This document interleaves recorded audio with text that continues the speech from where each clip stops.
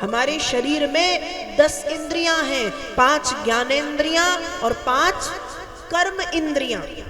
और ये जो 10 इंद्रियां हैं ये बड़ी दुष्ट है, हमें इनको वश में रखना है। लेकिन अक्सर होता क्या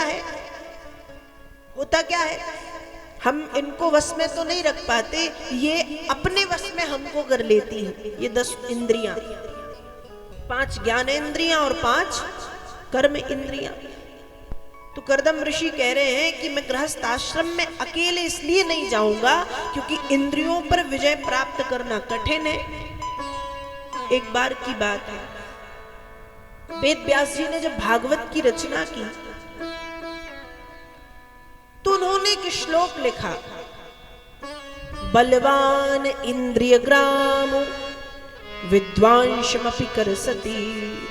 वेद व्यास जी ने एक श्लोक लिखा कि बलवान इंद्रिय ग्रामो विद्वांसमपि करसति। इंद्रियां इतनी भयंकर होती हैं कि विद्वानों के मन को भी आकर्षित कर लेती हैं। उस समय वेद व्यास जी के परम विद्वान शिष्य हुए जैमिनी को बुलाया और वो ग्रंथ जैमिनी को दिया और कहा कि तनिक पढ़ो, समझो, देखो कि कहीं मैंने कोई गलती तो नहीं कर दी।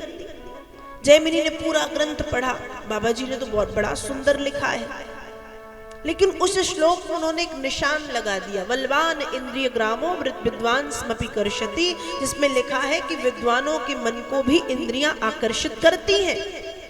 जैमिनी कह रहे ये बात तो गलत है। वेद व्यास जी को लिखना था कि बलवान इंद्रिय ग्रामो विद्वांस नाप करसति, विद्वानों के मन को इंद्रियां आकर्षित नहीं करती। सुबह होते ही जैमिनी वेद व्यास जी से मिले, हाथ जोड़ के प्रणाम किया, बाबा जी संपूर्ण ग्रंथ तो बहुत सुंदर है लेकिन मुझे यहाँ थोड़ा सा संदेह है, ये गलत है। वेद व्यास जी ने समझाने की कोशिश की कि ये सत्य है, प्रत्यक्ष है, प्रमाणित है। जैमिनी कहते नहीं नहीं, ये बिल्कुल गलत है, विद्वानों के मन को इंद्रियां आकर्षित नहीं करती। वेद व्यास जी ने कहा कौन बहस करे। कहा ठीक है भैया, सही बात है, मैं बूढ़ा हो गया हूं, लिख दिया होगा गलत। शाम को जब जैमिनी अपने घर जा रहे थे तो रास्ते में बारिश होने लगी जोर से, तेजी से। एक मंदिर दिखाई दिया, उस मंदिर में खूब सुंदर देवी खड़ी थी। जैमिनी ने हाथ जोड़ के उस देवी से पूछा क्या रात्रि भर मैं इस मंदिर में विश्राम कर सकता हूँ? देवी बोली बिल्कुल, ये तो भगवान का मंदिर है, आइए पधारिए। रात्रि में जैमिनी जब विश्राम कर रहे थे तो वो देवी बहुत सुंदर थी, उसको एक बार में देखते ही उसके मन मस्तिष्क में बस उसी का चेहरा है। जैमिनी अपने आप को रोक ना पाए और उस देवी के दरवाजे खटखटाते हैं। जब उसने दरवाजे खोले तो कहते मुझसे विवाह करो।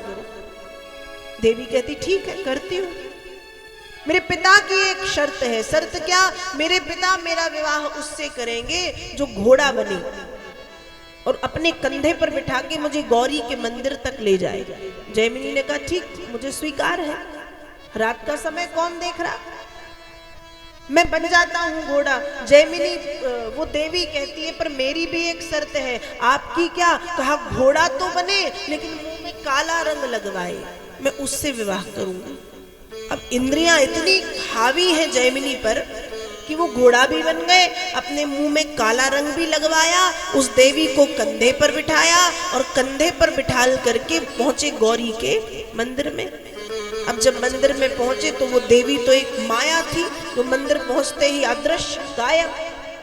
और वहां पर आसन लगा के बैठे थे वेद व्यास जी। जैमिनी ने जैसे ही वेद व्यास जी को देखा, जैमिनी सब समझ गए। तुरंत वेद व्यास जी के पैरों को पकड़ा और कहा महाराज आपने बिल्कुल सही लिखा है कि बलवान इंद्रिय ग्रामो विद्वांसमपि करसति, विद्वानों के मन को भी इंद्रियां आकर्षित करती। वेद व्यास जी ने कहा अरे महाराज मैंने तो गलत लिखा है। जैमिनी बोले नहीं नहीं गुरुदेव आपने बिल्कुल सही लिखा है। वेद व्यास जी बोले मैंने गलत लिखा है, मुझे तो यह भी लिखना था कि इंद्रियां इतनी भयंकर होती हैं कि बड़े बड़े विद्वानों को घोड़ा बना देती हैं और उनके मुंह में काला रंग पुतवा देती हैं, इतनी भयंकर होती है। हमारे शरीर की ये 10 इंद्रियां, 5 ज्ञानेंद्रियां और 5 कर्म इंद्रियां।